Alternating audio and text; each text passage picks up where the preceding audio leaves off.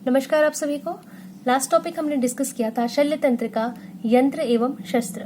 उसी को कंटिन्यू करेंगे आज हम, यंत्र के गुण एवं यंत्र के दोष। यंत्र एवं शस्त्र बहुत बड़ा टॉपिक नहीं होने के कारण जनरली शॉर्ट नोट्स में इसके क्वेश्चन पूछे जाते हैं। ठीक है, तो इसकी परिभाषा, प्रकार, संख्या, गुण एवं दोष, ये सारी अपनी आंसर राइटिंग जब भी करेंगे तो वहां पे आप लिखेंगे। ठीक, कंटिन्यू करते हैं यंत्र के गुण से। एक बार अगर रिकॉल करना चाहें तो यंत्र की परिभाषा जिसमें था तत्र मनः शरीराबाधकराणि शल्यानि तेषाम आहरणोपायो यंत्राणि, कि मन एवं शरीर को बाधा पहुंचाने वाले या कष्ट पहुंचाने वाले को शल्य बोलते हैं, और उसी शल्य का निर्हरण जिसके द्वारा करते हैं उनको हम क्या कहते हैं, यंत्र कहते हैं। ठीक है, प्रकार आपको ध्यान होने चाहिए कि प्रकार कितने होते हैं, यंत्र के 6 प्रकार के होते हैं।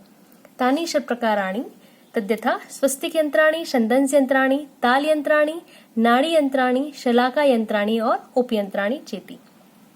कंटिन्यू करते हैं यंत्र के गुण से। यंत्र के गुण जो होते हैं वो 6 होते हैं। इसका श्लोक अगर आपको याद हो जाए तो अच्छी बात है, वैसे बहुत कठिन नहीं है। समाहितानि यंत्राणि खर्स लक्षण मुखानि च सुदृढ़ानि सुरूपाणि सुग्रहाणि च कार्येत। फिर से, समाहितानि यंत्राणि खर्स लक्षण मुखानि च सुदृढ़ानि सुरूपाणि सुग्रहाणि च कार्येत।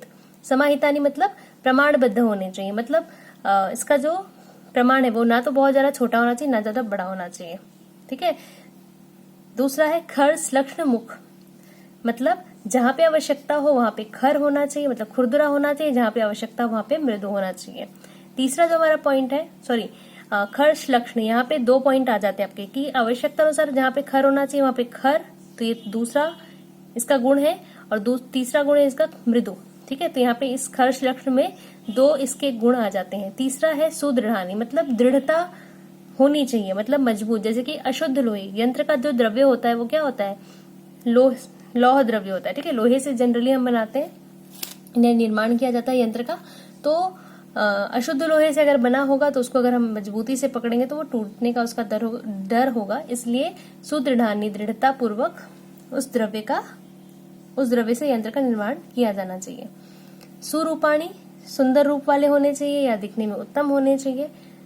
सुग्रहाणी, ग्रहण करने की दृष्टि से सुलभ या उत्तम। तो ग्रहण करने का मतलब यहाँ पे अगर उस यंत्र से हम शल्य को पकड़ रहे हैं तो वो अच्छे से उसको ग्रहण करने की उसकी क्षमता होनी चाहिए। ठीक है, समाहितानि यंत्राणि खर्स लक्षण मुखानि च सुदृढ़ानि सुरूपाणि सुग्रहाणि च कार्येत। ये इसके गुण हो गए 6। यंत्र के दोष, जस्ट अगर आप उल्टा कर दे, ठीक है, कुछ इसके गुण जो होते हैं वो आपके दोष में जनरल बिल्कुल एज इट इज उल्टे इसके अपोजिट मिलेंगे। तो दोष अगर आपको श्लोक याद नहीं हो, वैसे कोई जरूरी नहीं है कि आप हर पॉइंट का श्लोक याद करें, तो दोष आप अपने पॉइंट के बेस पे भी लिख सकते हैं। तो कम से कम आपको याद होना चाहिए कि यंत्र के दोष जो है वो 12 होते हैं। ठीक है, सबसे पहले देखते हैं अति स्थूलम। अति स्थूल मतलब उसकी मोटाई अधिक अगर हो तो वो दोष है, तो अति स्थूल नहीं होना चाहिए।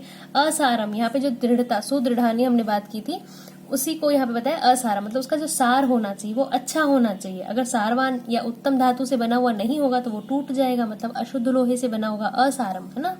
अति दीर्घम, बहुत ज्यादा बड़ा नहीं होना चाहिए। अति ह्रस्वम, बहुत ज्यादा छोटा नहीं होना चाहिए।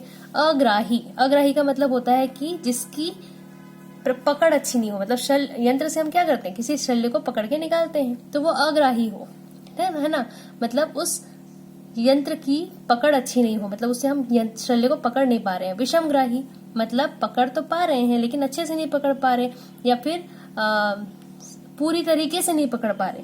ठीक है, एक तो बिल्कुल नहीं पकड़ पा रहे और एक जैसा पकड़ना है वैसा नहीं पकड़ पा रहे। वक्रम, टेढ़ा मेढ़ा अगर होगा, मतलब ये नहीं होना चाहिए। शिथिलम, मतलब पकड़ में नहीं आता, जिससे यंत्र जो है वो शिथिल होगा, अगर बहुत ज्यादा चिकना होगा या फिर लचीला होगा तो पकड़ में नहीं आएगा। अति उन्नतम, मतलब जिसका कोई एक भाग ऊपर की ओर उठा हुआ हो। मृदु कीलम, मृदु कीलम का मतलब जैसे कि स्वस्तिक यंत्र हमने देखा था, मतलब मान लो कि सीजर है।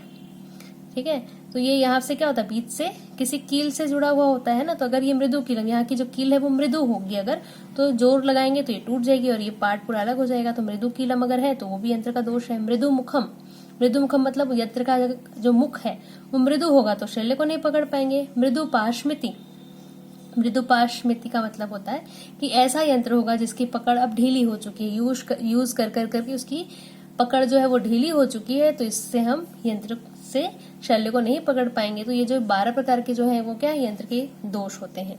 तो यंत्र के गुण का श्लोक अगर आपको अच्छे से ध्यान हो तो यंत्र के दोषों को पॉइंट बेस पे आप लिख सकते हैं। आज की वीडियो में इतना ही। नेक्स्ट वीडियो में हम डिस्कस करेंगे त्रिविध कर्म। ठीक है, thanks for watching this video.